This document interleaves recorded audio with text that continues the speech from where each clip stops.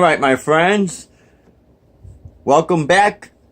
It's Rockin' Dave from Southwest Florida, here with a brand new installment called Talkin Tuesdays. Now, in these installment videos, what I'm going to be showing you is the techniques that I use to help build up my playing ability, whether it's fast scales or whether I'm doing classical flamenco style, and how I develop the techniques and how I use them within the song content. But you do got to develop technique at some point. And what I want to start off this video series with is the alternate picking and the upstroke. Because when we cross strings, that seems to be the hardest thing for a lot of guitarists, and especially in my experiences over the years teaching. So, what we're going to do is we all learn what's known as a 4-finger exercise, and you could do this in any position, but for the sake of getting through this, to demonstrate, this is basically how we learn our 4-finger exercise and alternate picking. You know, down, up, next string, down, up, next string, down, up, next string, and so forth. So every time we cross the string, we're on a downstroke.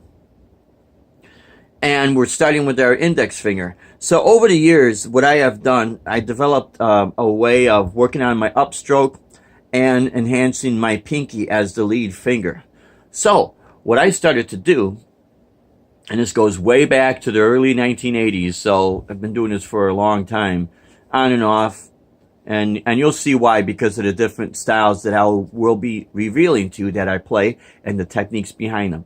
But for right now, let's just concentrate on this. So what I would start to do is I would start my 4-finger exercise with my pinky and an upstroke.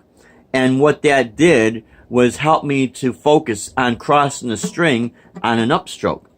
So this is what happens, and starting with my pinky as well. So in this case, the pinky becomes the lead finger. Okay, so what I started to incorporate was descending down on each string, go to the next string, descend down, and so forth. And this is exactly what I would be doing. I would start with an upstroke, so it'd be up, down, up, down, up, down, up, down, up, down, up, down, up, down, up, down, up, down, up, down, up, down, up, down, up, down, up, down, up, down, up, down, up, down, up, down, and so forth. So every time I'm crossing a string, it's with an upstroke. So the only thing that would change is as I descend down the strings, I'm actually essentially playing it backwards, but when I come back up, I would play it like I normally would, because the emphasis was the upstroke and developing the pinky. I've also ran into a lot of guitar players that would limit themselves because they didn't really get their pinky developed. And, you know, it depends on the style of music you want to play. For singing, songwriting, and just playing melodies and things like that, you don't have to do a whole lot as far as the technique. That's where the emotion comes in. That I'll also cover in future Talkin Tuesdays. Because my How to Do video series is still going to be up and going. I will still show the scales and, you know, chord progressions and things of that nature, plus how I use effects and the gear that I use. That would be in my How to Do video series. But Talkin Tuesdays is going to be primarily technique. Okay, so basically, you could do this in any position, and it's very, very simple. If you want to stay in one position for a little while, that's fine, because this way your mind could gravitate toward this. And of course, if you grab a metronome, it's very helpful because you'll play on every click. You know what I mean? Especially doing quarter notes. That's the best way to understand this. As a matter of fact, I will grab my trusty little metronome right now, so that this way I know I've done this before. And maybe that should have been the Talkin Tuesday, but it was just something I came up with. Just thought of it because today is Tuesday, and it just gave me the idea. So I figured, why not every Tuesday release a video like this? Okay, I got it at 144 beats per minute. Now I'm going to play to every click. Yep. I think my battery went dead. Oh yeah, my battery's going dead, guys. Yeah, it happens. Well, you see, hold nothing back, show everything, right? Well, everything that's moral and legal, right? Anyways, the idea is simply to develop the technique so that you could gain control. Because the whole thing is you want to have control over what you're doing. If you try to speed through things right away, you're going to lose control and develop so many bad habits. And that the perception is you can play fast, but really you can't. And what will really prove that is when you have to pick up an acoustic guitar and you have to do anything at a faster tempo.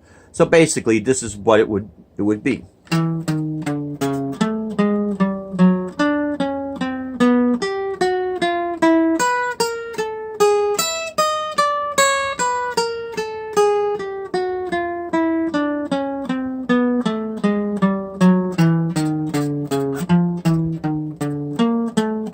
That's if you wanted to extend up, move around the fretboard.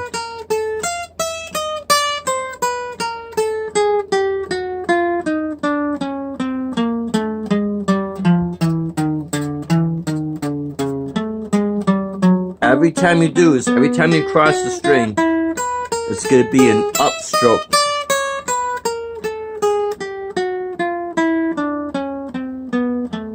And I would really suggest doing it nice and slow, or a pace that you can handle, but try to hit the notes solid.